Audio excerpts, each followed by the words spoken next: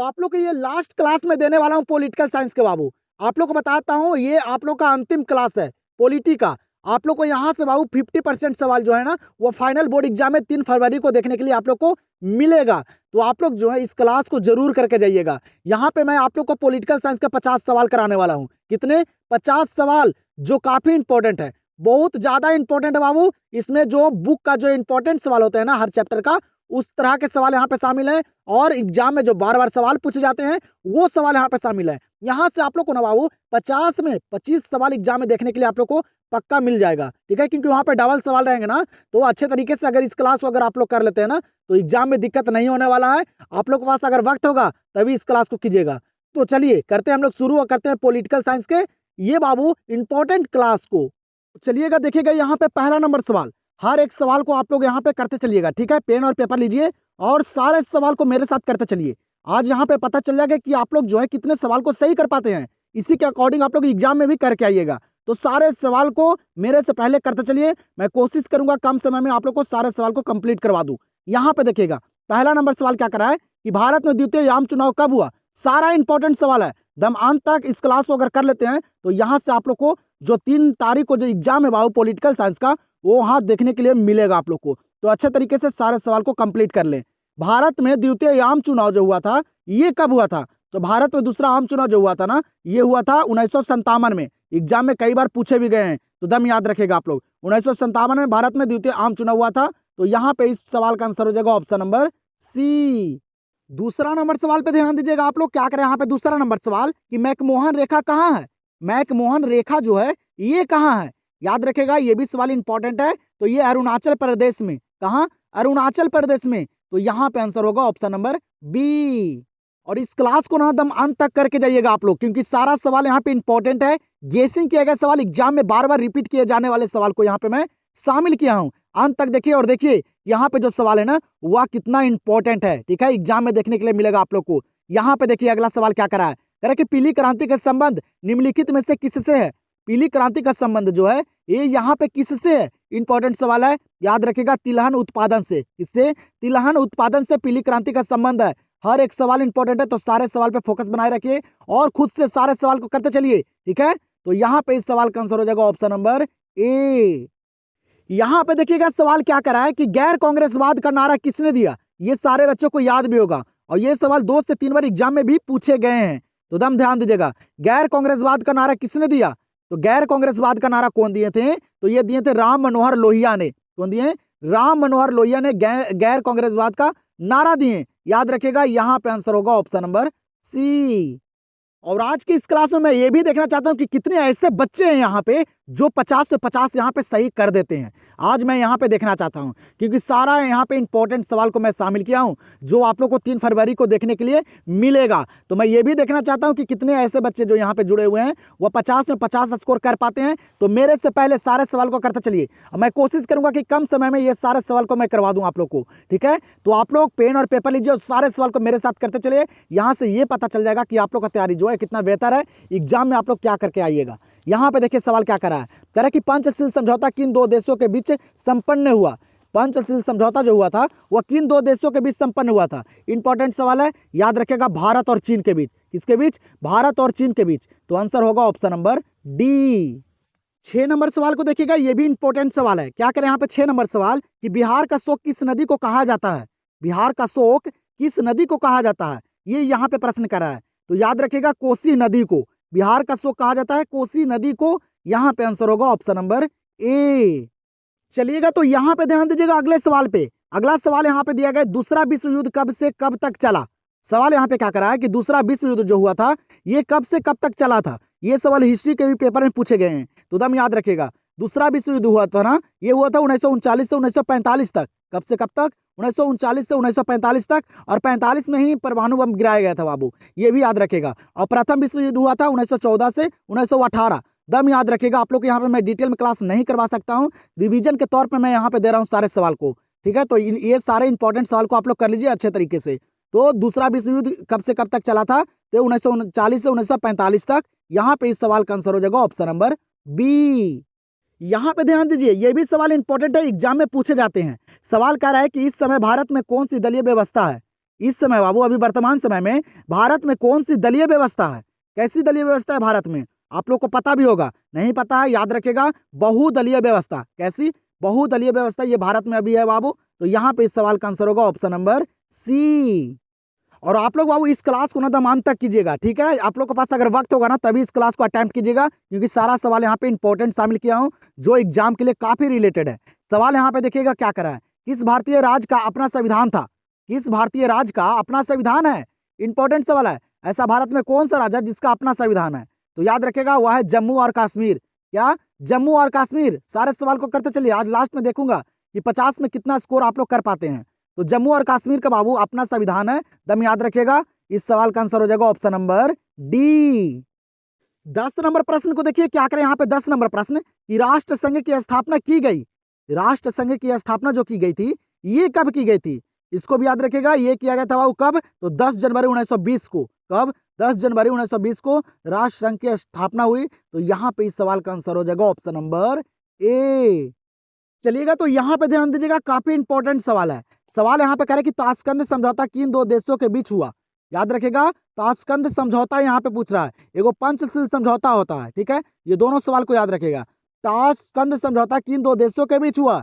ये याद रखेगा, भारत और पाकिस्तान के बीच। किसके बीच? भारत और पाकिस्तान के बीच ताशकंद समझौता हुआ था, और पंचशील समझौता हुआ था बाबू भारत और चीन के बीच। ये दोनों सवाल को याद रखेगा, और ये कब हुआ था ये भी आप लोग को करवाऊंगा, ठीक है। आगे आप लोग देखते चलिए, सारा सवाल यहाँ पे शामिल है, तो अंत तक बने रहिए। तो यहाँ पे इस सवाल का आंसर क्या हो जाएगा? Option number B.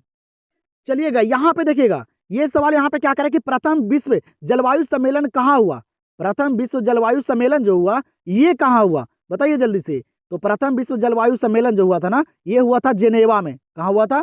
जेनेवा में, याद रखेगा। तो यहाँ पे इस सवाल का आंसर होगा ऑप्शन नंबर ए। और आप लोग को इतना फास्ट इसलिए सारे सवाल को करवा रहा हूँ कि कम समय में सारे सवाल को कंप्लीट करवा दूं, ठीक है। और आप लोग भी मेरे साथ सारे सवाल को करते चलिए, ठीक है, ज्यादा वक्त नहीं लेना है, क्योंकि सारे ऑब्जेक्टिव को तो याद आप लोग को होगा ही सारा ऑब्जेक्टिव, लेकिन यहाँ पे रिवीजन के तौर पे मैं दे दिया हूँ। अच्छे तरीके से रिवीजन कीजिए, और जहाँ गलती करते हैं उसको सुधारिए, अभी वक्त है। बताइएगा सवाल क्या करे कि किस देश का संविधान विश्व का सबसे बड़ा संविधान है? किस देश का संविधान जो है वह पूरे वर्ल्ड का, विश्व का सबसे बड़ा संविधान है? इसको भी याद रखेगा, वह है बाबू भारत। भारत का संविधान जो है ना, वह विश्व का, पूरे वर्ल्ड का ना, पूरे दुनिया का सबसे बड़ा संविधान है। तो यहाँ पे इस सवाल का आंसर होगा ऑप्शन नंबर सी।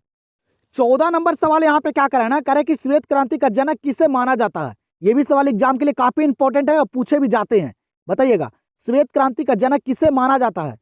श्वेत क्रांति का जनक जो माना जाता है ना, वह माना जाता है किसे? तो वर्गी कुरियन को। इनको वर्गी कुरियन को माना जाता है श्वेत क्रांति का जनक, ये याद रखिएगा बाबू। और हरित क्रांति भी पूछता है तो वह माना जाता है एम एन स्वामीनाथन को, ये भी याद रखेगा। ये दोनों सवाल एग्जाम के लिए काफी इंपॉर्टेंट है। तो यहाँ पे इस प्रश्न का आंसर हो जाएगा ऑप्शन नंबर। चलिएगा तो यहाँ पे देखिए इस सवाल को और बताइए जल्दी से आप लोग इस प्रश्न का आंसर। सवाल यहाँ पे क्या करे कि दल बदल की प्रक्रिया किस चुनाव के बाद शुरुआत हुआ? सारा सवाल यहाँ पे शामिल है बाबू, अंत तक सिर्फ बने रहिए और हर एक सवाल को करके जाइए आप लोग।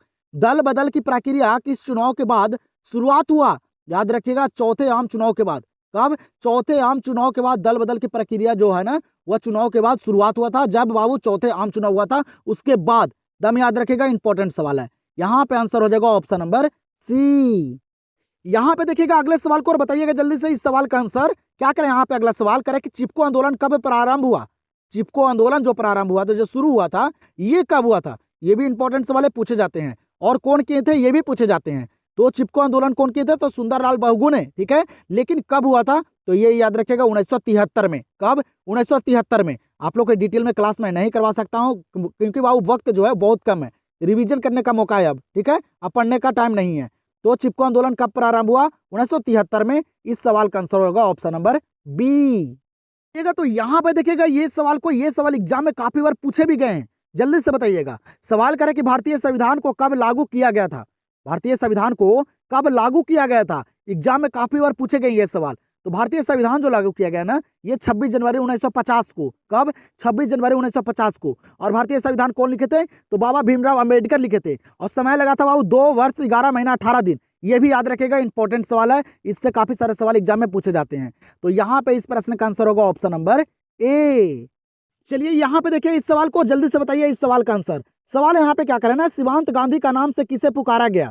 सीमांत गांधी के नाम से किसे पुकारा गया, इसको भी याद रखेगा एग्जाम में, क्योंकि ये सवाल पूछे गए हैं और पूछे गए सवाल बाबू हरगिज रिपीट भी किए जाते हैं। तो आप लोग क्वेश्चन बैंक को जरूर समाप्त करके जाइएगा एग्जाम में। सीमांत गांधी का नाम से किसे पुकारा गया, याद रखेगा खान अब्दुल गफार खां को। इनको खान अब्दुल गफार खां को सीमांत गांधी के नाम से पुकारा गया था। तो यहाँ पे इस प्रश्न का आंसर होगा ऑप्शन नंबर सी। चलिएगा तो देखिएगा यहाँ पे अगले प्रश्न को। सवाल यहाँ पे करे कि भारत में कितने प्रतिशत लोग की निर्भरता कृषि पर है। सवाल यहाँ पे क्या करा है कि भारत में कितने प्रतिशत लोगों की निर्भरता जो है ना, जो आश्रित है, निर्भर है, वह कृषि पर है। ये सवाल यहाँ पे करा है, तो बताइएगा। तो याद रखेगा, नहीं पता है तो रट जाइए सारे सवाल को, यही मौका है बाबू, और एग्जाम में अच्छे मार्क्स लाइए, यही मौका है। जितना वक्त लगे उतना वक्त आप लोग दीजिए, रात दिन एक कर दीजिए। उसके बाद जितना घूमना होगा, ऐश मौज करना होगा, आप लोग करते रहिएगा। लेकिन जो अभी टाइम है ना, ये पढ़ने का टाइम है, तो दम अपने आप को दम लगड़ दीजिए, रात दिन एक कर दीजिए बाबू, पढ़ाई के, सिर्फ पढ़ाई में। यहाँ पे देखिएगा कह रहा है कि भारत में कितने प्रतिशत लोगों की निर्भरता कृषि पर है। याद रखेगा 70%। कितने? 70% लोग जो है ना वह कृषि पर निर्भर है। तो यहाँ पे इस सवाल का आंसर होगा ऑप्शन नंबर ए। यहाँ पे देखिएगा डेट वाले सवाल दिए गए, तो बताइए आप लोग जल्दी से। सवाल यहाँ पे कह रहे कि ओशियन की स्थापना कब हुई। ओशियन की स्थापना जो हुई ये कब हुई, बताइएगा जल्दी से।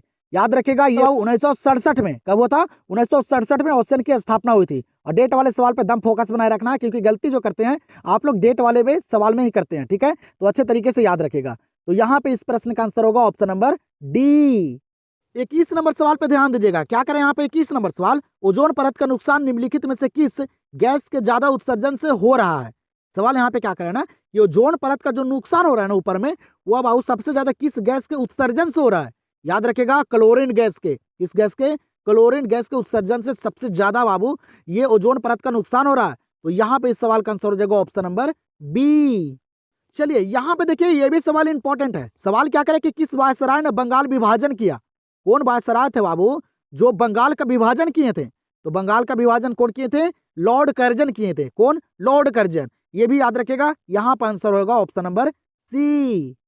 और आप लोग कमेंट सेक्शन में ये भी बताइएगा जो मैं क्लास करवाता हूँ वो आप लोग को पसंद आता है कि नहीं। आप लोग को बताता हूँ इस क्लास में ना बाबू, जितना भी सवाल करवा रहा हूँ ये सारा इंपॉर्टेंट है, आप लोग देख सकते हैं। अगर पूरे साल तैयारी किए होंगे ना, तो आप लोग को यहाँ पे पता चल रहा होगा कि जो मैं इस लेवल के सवाल करवा रहा हूँ ना, यही सारे सवाल एग्जाम में भी पूछे जाते हैं। तो अंत तक ये सारे सवाल को करके जाइए। अभी आगे आगे देखिए, अभी और आप लोग को इंपॉर्टेंट सवाल को मैं करवाने वाला हूँ, ठीक है। और जैसे जैसे आप लोग का एग्जाम रहेगा वैसे वैसे मैं आप लोग को सारे सब्जेक्ट का क्लास देते रहूंगा, ठीक है। क्लास को देखिए और जाइए एग्जाम में तहलका मचा के आइए, अच्छे तरीके से अच्छे मार्क्स लाइए, ठीक है। तो बने रहिए, इस चैनल से जुड़े रहिए। क्लास आप लोग को पसंद हो, एक लाइक जरूर कीजिएगा। सवाल देखिए यहाँ पे क्या करा है, ग्राम कचहरी का प्रधान कौन होता है। ग्राम कचहरी का प्रधान जो होता है वह कौन होता है? याद रखेगा सरपंच होते हैं। कौन होते हैं? सरपंच। तो यहाँ पे आंसर होगा ऑप्शन नंबर ए। चलिए तो यहाँ पे ध्यान दीजिए अगले प्रश्न पे। सवाल यहाँ पे कह रहा है कि राष्ट्र संघ की स्थापना का मूल उद्देश्य क्या था। राष्ट्र संघ की स्थापना का मूल उद्देश्य जो था वह क्या था, जल्दी से बताइएगा। तो राष्ट्र संघ की स्थापना का मूल उद्देश्य जो था ना, वह था क्या? युद्धों का निवारण, शांति की स्थापना और मानवीय अधिकारों की रक्षा। ये तीनों थे बाबू राष्ट्रीय संघ स्थापना का मूल उद्देश्य, इसीलिए राष्ट्रीय संघ की स्थापना किया गया था, ठीक है। तो यहाँ पे आंसर होगा उपयुक्त सभी, ऑप्शन नंबर डी। और आप लोग बाबू मेरे साथ सारे सवाल को करते चलिए, ठीक है। मैं ये भी देखना चाहता हूँ कि कितने सवाल को यहाँ पे आप लोग सही कर पाते हैं। इसी अकॉर्डिंग आप लोग बोर्ड एग्जाम में भी करके आएंगे, ठीक है। तो सारे सवाल को करते चलिएगा। सवाल यहाँ पे देखिए क्या करा है, भारत पाकिस्तान के बीच शिमला समझौता कब हुआ। भारत और पाकिस्तान के बीच जो शिमला समझौता हुआ था ये कब हुआ था? ये भी इंपॉर्टेंट सवाल है, तो दम याद रखेगा। ये हुआ था कब? 1972 में। कब हुआ था? 1972 में भारत और पाकिस्तान के बीच कौन सा समझौता? तो शिमला समझौता हुआ था। तो यहाँ पे इस प्रश्न का आंसर क्या होगा? Option number B. और आप लोग को एक बात और बतलाना चाहता हूँ, आप लोग अभी तक ये टेलीग्राम चैनल से नहीं जुड़े ना, तो जल्दी से जाकर जुड़ जाइए। आप लोग को बताता हूँ, जैसे कि आप लोग को पता होगा कि बाबू बोर्ड एग्जाम का जो पेपर होते हैं ना वो लीक हो जाते हैं। अगर हो भी जाएगा ना तो आप लोग को मैं वहाँ पे टाइम से प्रोवाइड कर दूंगा, ठीक है। तो आप लोग टेलीग्राम चैनल से नहीं जुड़े हैं तो जाकर जुड़ जाइए। क्या होता है यहाँ पर ना बाबू कि जो बच्चे पढ़ाई नहीं करते हैं वो क्या इतना बढ़िया नंबर लाते हैं कैसे? जब पेपर लीक हो जाता है वो देख के अच्छे तरीके से चले जाते हैं, बस वही के कारण वो अच्छे मार्क्स लाते हैं। और जो बच्चे साल साल भर तैयारी करते हैं, रात दिन एक कर देते हैं, ठीक है, उनका देखिएगा रिजल्ट जो है वो काफ़ी खराब आता है, ठीक है, अच्छे नंबर नहीं आ पाते हैं। तो यही कारण होता है। तो आप लोग को अगर मैं मेरे पास अगर आ भी जाएगा ना तो मैं टेलीग्राम पे प्रोवाइड कर दूंगा, वहां से आप लोग देख के चले जाना। तो जल्दी से टेलीग्राम से जुड़ जाइए, डिस्क्रिप्शन में मैं लिंक दे दिया हूँ। यहाँ पे बताइएगा इस सवाल का आंसर। सवाल करें राष्ट्रीय विकास परिषद का अध्यक्ष कौन है। राष्ट्रीय विकास परिषद का अध्यक्ष कौन है? याद रखेगा वह होते हैं कौन? प्रधानमंत्री। भारत के प्रधानमंत्री राष्ट्रीय विकास परिषद का अध्यक्ष होते हैं। आंसर हो जाएगा ऑप्शन नंबर सी। 27 नंबर सवाल को देखिएगा, क्या करें यहाँ पे 27 नंबर सवाल करें, संविधान संशोधन की प्रक्रिया का वर्णन किया गया है। सवाल यहाँ पे क्या करा है कि संविधान संशोधन की प्रक्रिया का वर्णन किया गया है। ये बाबू किस अनुच्छेद में किया गया है, ये सवाल यहाँ पे कर रहा है। तो इसको भी याद रखिएगा, संविधान संशोधन की प्रक्रिया का जो वर्णन किया गया है ना, ये किया गया अनुच्छेद संख्या 368 में। किसमें? अनुच्छेद संख्या 368 में। तो आंसर यहाँ पे होगा ऑप्शन नंबर बी। अगले सवाल पे ध्यान दीजिएगा, क्या करें यहाँ पे अगला सवाल, सौराष्ट्र किस राज्य का अंग है।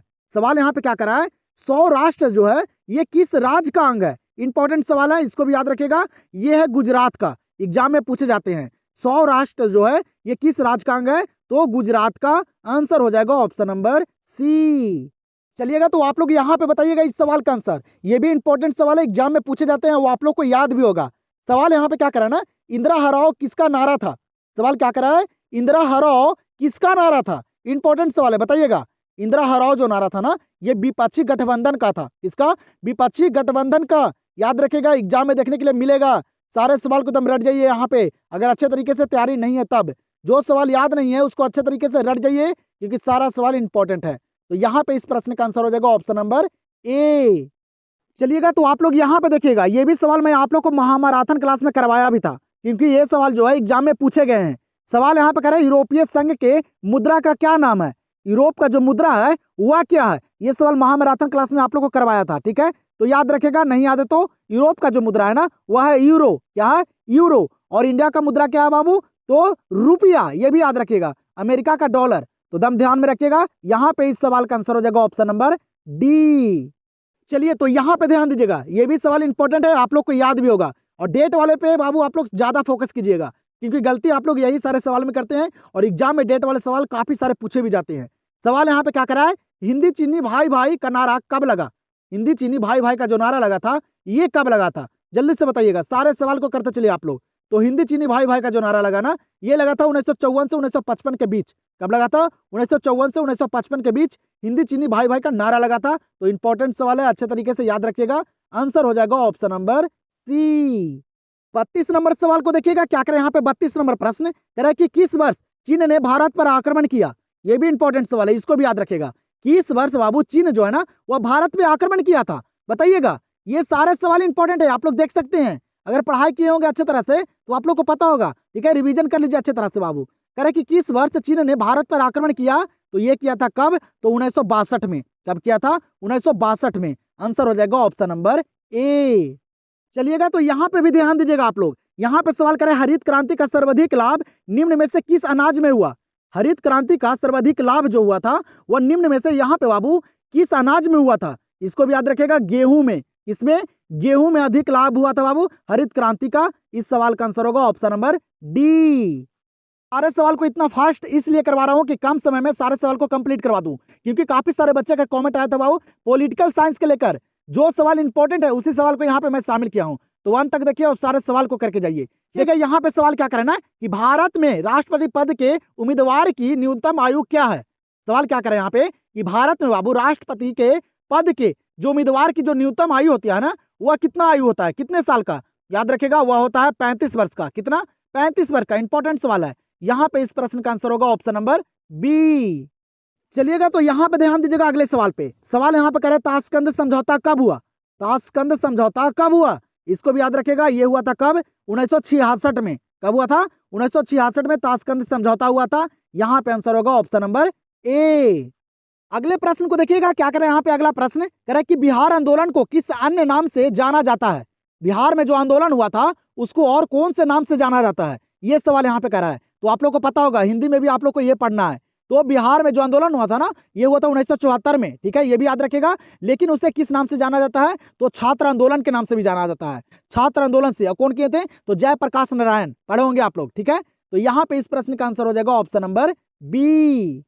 अगले सवाल पे ध्यान दीजिएगा। यहाँ पे क्या करा अगला सवाल कि भारत में नई आर्थिक नीति कब से लागू हुआ। भारत में नई आर्थिक नीति कब से लागू हुआ, ठीक है। और आप लोग को बताता हूं, जो आप लोग को 3 फरवरी का पॉलिटिकल का एग्जाम है ना बाबू, अच्छे तरीके से ये क्लास को कर लीजिए। और यहाँ पे सारे सवाल को भी करके देख लीजिए कि मैं यहाँ पे कितने सवाल को कर पाता हूँ। इसी के अकॉर्डिंग आप लोग को एग्जाम में भी सवाल देखने के लिए मिलेगा, और वहां भी आप लोग इसी तरह से करके आएंगे, ठीक है। तो ध्यान दीजिएगा, सवाल यहाँ पे कह रहे कि भारत में नई आर्थिक नीति कब से लागू हुआ, याद रखेगा 1991 में। और डेट वाले सवाल इतना सारा मैं इसलिए यहाँ पे करवा रहा हूँ कि गलती आप लोग वहां ना करें, जितना गलती करना है यहाँ पे कर लीजिए, ठीक है। तो यहाँ पे इस सवाल का आंसर होगा ऑप्शन नंबर सी। चलिएगा तो अगले सवाल को देखिएगा, यहाँ पे क्या करें, यहाँ पे अगला सवाल, अंतर्राष्ट्रीय न्यायालय का मुख्यालय कहाँ है? अंतर्राष्ट्रीय न्यायालय का मुख्यालय कहाँ है? याद रखिएगा द हेग में। कहाँ? द हेग में। दम याद रखिएगा, रट जाइए सारे सवाल को। आंसर यहाँ पे होगा ऑप्शन नंबर डी। चलिए तो यहाँ पे बताइए इस सवाल का आंसर। सवाल यहाँ पे कह रहे कि पंचशील समझौता किन दो देशों के बीच हुआ? बताइएगा, पंचशील समझौता किन दो देशों के बीच हुआ? याद रखिएगा भारत और चीन के बीच। किसके बीच? भारत और चीन के बीच हुआ था। आंसर हो जाएगा ऑप्शन नंबर सी। 40 नंबर सवाल को देखिएगा। 40 नंबर सवाल कर रहा है कि शीत युद्ध की समाप्ति किस घटना के बाद माना जाता है? शीत युद्ध की समाप्ति किस घटना के बाद माना जाता है? ये भी इंपॉर्टेंट सवाल है, आप लोग को याद भी होगा। याद है, अच्छा बात है बाबू। सारे सवाल को अच्छी तरह से रिवीजन कर लीजिए, जितना भी आप लोग का कंफ्यूजन है उसको दूर कर लीजिए। यहाँ पे बताइएगा, शीत युद्ध की समाप्ति किस घटना के बाद माना जाता है? तो ये सोवियत संघ के विघटन के बाद। क्या? सोवियत संघ के विघटन के बाद शीत युद्ध की समाप्ति मानी जाती है। तो आंसर हो जाएगा ऑप्शन नंबर बी। यहाँ पे देखिएगा, उसी के अकॉर्डिंग यहाँ पे सवाल दिए गए, याद रखिएगा आप लोग। सवाल यहाँ पे कह रहे कि पंचशील समझौता कब हुआ? यहाँ पे सवाल क्या करा है, पंचशील समझौता जो हुआ ये कब हुआ? ये भी इंपॉर्टेंट सवाल है, एग्जाम में पूछे जाते हैं। तो दम याद रखेगा आप लोग, जितना सवाल करवा रहा हूँ ना इसको दम अच्छे तरीके से रट जाइएगा। तो पंचशील समझौता जो हुआ था ना, ये कब हुआ था? तो ये 29 अप्रैल 1954 में हुआ था। कब? 29 अप्रैल 1954 को। आंसर हो जाएगा ऑप्शन नंबर बी। तो यहाँ पे देखिएगा अगले सवाल को, क्या करें यहाँ पे अगला सवाल, भारत में वित्त आयोग का कार्यकाल कितना है? भारत में वित्त आयोग का कार्यकाल जो है ये कितना है? जल्दी से बताइएगा। तो भारत में वित्त आयोग का कार्यकाल जो होता है ना, ये होता है 5 वर्षों का। कितने? 5 वर्षों का होता है। दम याद रखेगा, यही सारे सवाल एग्जाम में पूछे भी जाते हैं, तो दम ध्यान दीजिए आप लोग। आंसर यहाँ पे होगा ऑप्शन नंबर ए। चलिएगा तो यहाँ पे अगले सवाल को देखिएगा, और क्लास आप लोग को पसंद आ रहा हो तो बाबू तो एक लाइक जरूर कीजिएगा आप लोग, ठीक है। लाइक नहीं करते, अपना राय कमेंट सेक्शन में नहीं बताते हैं, ठीक है। तो आप लोग जरूर बोलिएगा। सवाल को देखिए यहाँ पे क्या करा है, भारत में वित्तीय वर्ष होता है, भारत का जो वित्तीय वर्ष होता है ना वह क्या होता है? ठीक है, ये हिंदी महीना से लिया जाता है बाबू। तो भारत में वित्तीय वर्ष जो होता है ना वह होता है कब से कब? 1 अप्रैल से 31 मार्च होता है। क्या होता है? 1 अप्रैल से 31 मार्च। और इंग्लिश महीना से होता है बाबू 1 जनवरी से 31 दिसंबर, ठीक है। वित्तीय वर्ष पूछेगा, ये एग्जाम के लिए काफी इंपॉर्टेंट सवाल है, पूछे भी गए हैं। तो यहाँ पे आंसर हो जाएगा ऑप्शन नंबर सी। चलिए तो यहाँ पे ध्यान दीजिए अगले प्रश्न पे। अगला प्रश्न यहाँ पे करें, अकाली दल किस राज्य की प्रमुख क्षेत्रीय दल है? सवाल क्या करा है, अकाली दल किस राज्य की प्रमुख क्षेत्रीय दल है? इंपॉर्टेंट सवाल है, पूछे जाते हैं एग्जाम में, ठीक है। याद रखिएगा, अकाली दल पूछेगा ना, ये बाबू किस राज्य की प्रमुख क्षेत्रीय दल है? तो ये है पंजाब की। कहाँ की? पंजाब की। याद रखिएगा, आंसर हो जाएगा ऑप्शन नंबर ए। 45 नंबर सवाल को देखिएगा, क्या करें यहाँ पे 45 नंबर सवाल कह रहे हैं, श्वेत क्रांति का संबंध निम्नलिखित में से किससे है?